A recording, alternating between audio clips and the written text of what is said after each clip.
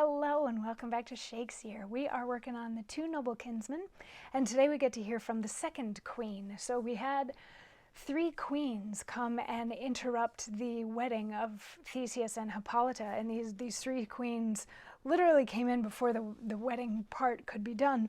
And the first queen knelt in front of Theseus, the second in front of Hippolyta, the third in front of Emilia, Emilia being Hippolyta's sister, and Theseus and Hippolyta are the ones getting married in this scenario. And we learned from the first queen a little bit earlier in this scene, we're just still in Act 1, Scene 1, that all three of these queens' husbands were killed by Creon, and Creon will not even let them get their husbands' remains to give them a proper burial or anything like that. So they have come to ask Theseus for help in this. So the first queen sort of pled her case to Theseus. So it was like, yeah, I feel for you, I'm sorry. But he kind of wants to get back to his wedding and doesn't want to, get up and go fight a war right exactly now.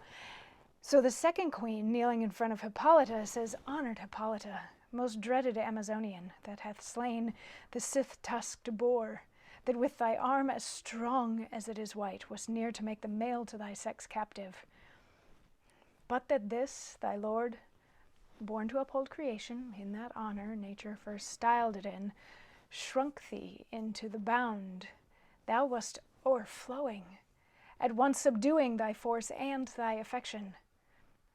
Soldieress, that equally canst poise sternness with pity, whom now I know hast much more power on him than ever he had on thee, who owest his strength and his love too, who is a servant for the tenor of the speech. Dear glass of ladies, bid him that we, whom flaming war doth scorch under the shadow of his sword, may cool us. Require him he advance it o'er our heads. Speak it in a woman's key, like such a woman as any of us three. Weep ere you fail. Lend us a knee. But touch the ground for us no longer time than a dove's motion when the head's plucked off.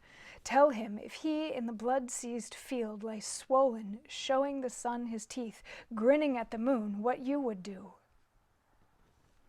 So she's now appealing to Hippolyta to lean on Theseus to get him to fight Creon on their behalf, is basically what it is. And Hippolyta is an Amazonian goddess, so that's sort of what the beginning of the speech is about. A lot of it is showing due respect, due deference, all of that sort of a thing. But then she basically gets into, you have the power over him, so please tell him to help us, but don't demean yourself in doing so. But let him know what you would do if he was the one that had been killed in the field and his body was lying there to rot. What would you do in order to get him back? And Hippolyta is like, I feel your pain and I empathize with you and I'm so sad for you, and I get it, I empathize, blah, blah, blah. And then the third queen makes a similar appeal to Emilia, who's also like, I'm sorry for your loss, and this is a terrible situation that you're in, and you're stronger, and blah blah blah, all this like supportive sort of language. But then Theseus is like, okay, so let's all go back in and let's finish getting married now.